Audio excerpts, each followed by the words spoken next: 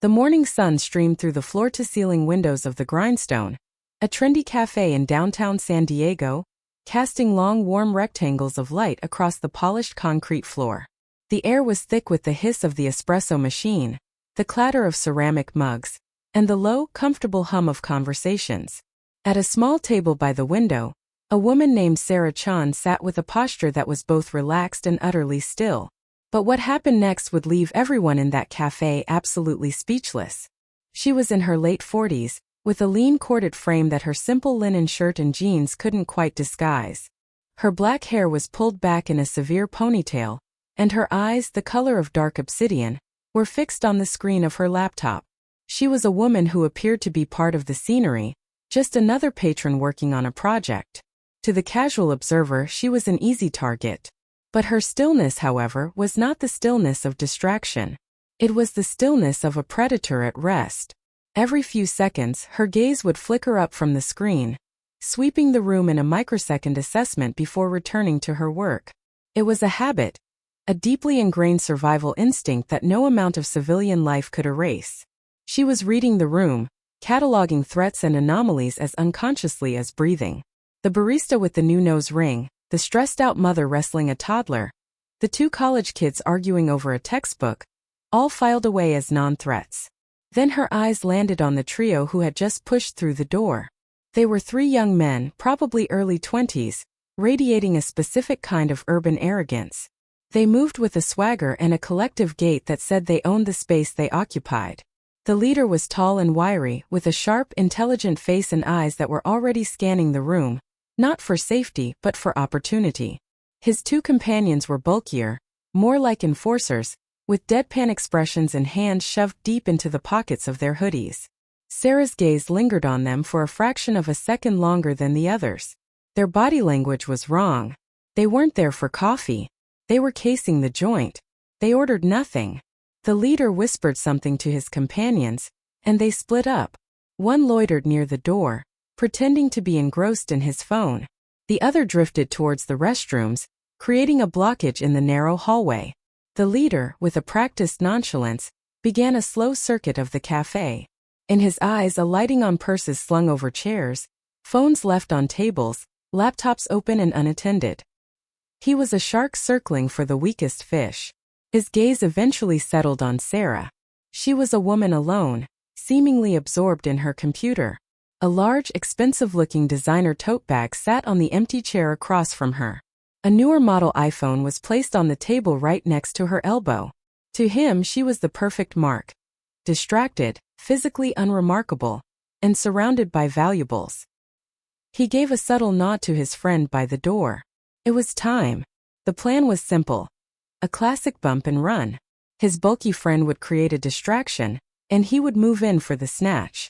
The friend near the restroom suddenly stumbled out, lurching into a passing waitress. The young woman let out a surprised yelp as a tray of empty cups clattered to the floor. The sound sharp and sudden in the otherwise peaceful cafe.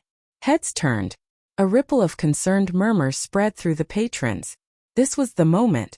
The leader moved. He closed the distance to Sarah's table in 3 quick, silent strides. His hands snaked out, aiming for the strap of her tote bag.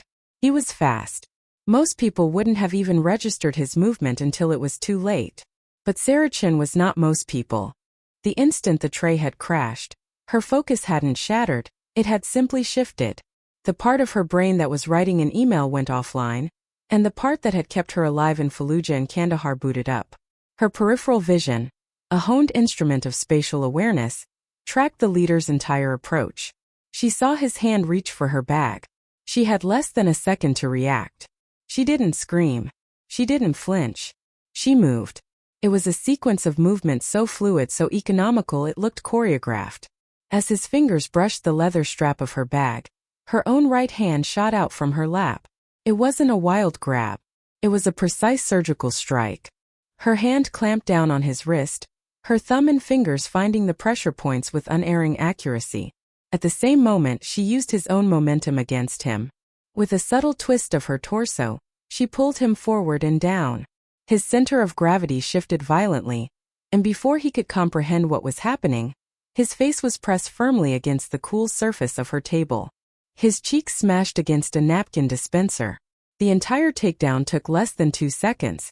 The crashing of the cups had just subsided, and the murmurs were still dying down when the would-be thief found himself pinned and helpless, a low groan of pain and surprise escaping his lips.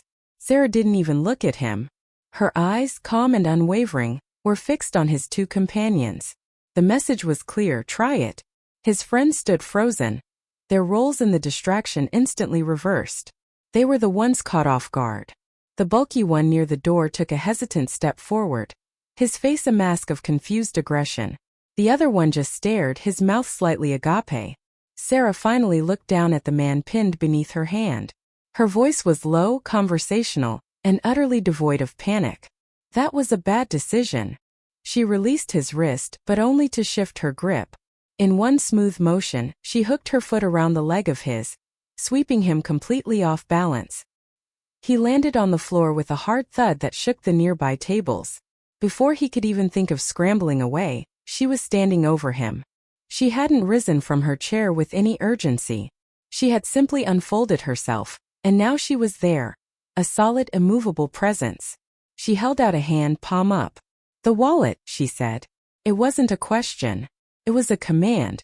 The young man on the floor, his bravado completely evaporated, stared up at her in disbelief. "What? I don't have your..." He stopped. The look in her eyes wasn't angry. It was something far more terrifying. A flat, calm certainty. It was the look of someone who had seen the worst humans could do to each other and had emerged not just unscathed, but utterly unimpressed by his petty crime. Then from behind her, the bulky friend finally decided to act. Fueled by a surge of adrenaline and a desperate need to save face in front of the now silent Café, he charged. He was a big guy, probably 220 pounds, and he came at her like a linebacker. Without turning around, Sarah Chen simply wasn't there anymore. She sidestepped, a minimal movement that opened up a space the exact width of his body. He blundered past her, off balance and committed to his charge. As he went by, she didn't try to punch or tackle him. She simply extended her arm and, with an open hand, gave him a firm, perfectly timed shove in the small of his back. It was like redirecting a charging bull with a single finger. His own momentum carried him forward, and he crashed headlong into a vacant table, sending it skidding across the floor and toppling over with a deafening clatter of metal and wood. The third man, the one by the restrooms, had seen enough. He turned and bolted for the door, nearly knocking over a customer who was just entering. He was gone. The café was utterly silent. Every single person was staring at the scene. The two men on the floor, one groaning and holding his wrist, the other tangled in a mess of table legs, and the calm, composed woman in the center of it all. The leader, still on the floor, fumbled in his jacket pocket and produced not Sarah's wallet, but his own. It fell from his trembling hand. He had been pickpocketing other patrons while his friends created the diversion. Sarah bent down and picked it up. She didn't open it. She just held it. By now, the cafe manager was rushing over, his face pale, already pulling out his phone to call the police. Sirens could be heard in the distance. Someone had called them already. The leader, seeing his chance at escape fading, made one last stupid play. He scrambled to his knees, reaching for a discarded metal sugar canister, intending to use it as a weapon. Sarah saw the movement. She didn't move back. She moved forward. She closed the distance in a single step and dropped into a low crouch beside him. Her face was inches from his.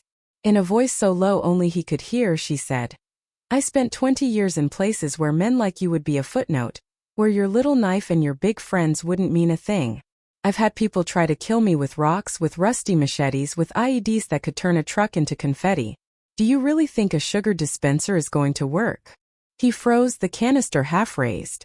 He looked into her eyes, those flat, dark pools, and for the first time in his life he truly understood what fear was. It wasn't the fear of getting caught. It was the primal fear of being in the presence of something far more dangerous than yourself. And what she said next would change his life forever. The police arrived moments later. 2 officers strode in, taking in the scene with practiced efficiency. The manager pointed at Sarah and the 2 men on the floor. The lead officer, a grizzled veteran named Corporal Miller, approached Sarah. He looked at the scene. The 2 subdued men, the overturned table, the complete absence of chaos around the woman, and his professional demeanor softened into one of instant recognition. "Ma'am," he said, his tone respectful, "can you tell me what happened here?" Before Sarah could speak, a young woman from a nearby table piped up. "She was amazing, officer. They tried to steal her bag and she just took them apart like it was nothing." Another patron chimed in. "She barely moved. It was like a magic trick." Corporal Miller nodded, his gaze returning to Sarah. He saw the way she stood, the economy of her movement, the calm in her eyes. He'd seen that look before, on the faces of the military police he'd trained with, on the special forces guys who would rotate through his precinct for joint exercises. He glanced down at the wallet still in her hand, then at the man on the floor who was now being handcuffed by the other officer. "I'm guessing this isn't your first rodeo," he said quietly to Sarah. "The way you handled these two, that's not self-defense classes at the YMCA." Sarah offered a small, almost imperceptible smile. "It's been a while." Corporal Miller leaned in, his voice dropping even lower. "Let me guess. Marines? Navy? Army?" she corrected gently. 20 years.